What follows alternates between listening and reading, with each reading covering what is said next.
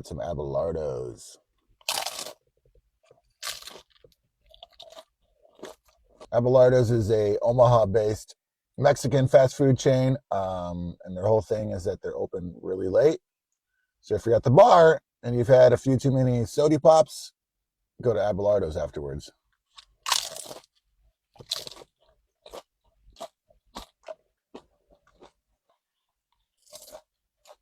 I'll sauce it up.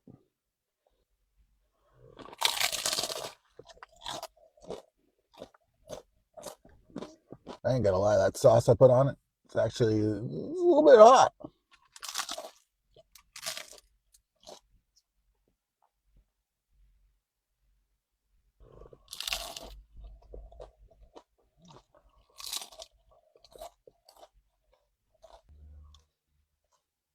These damn beans are 1,000 degrees.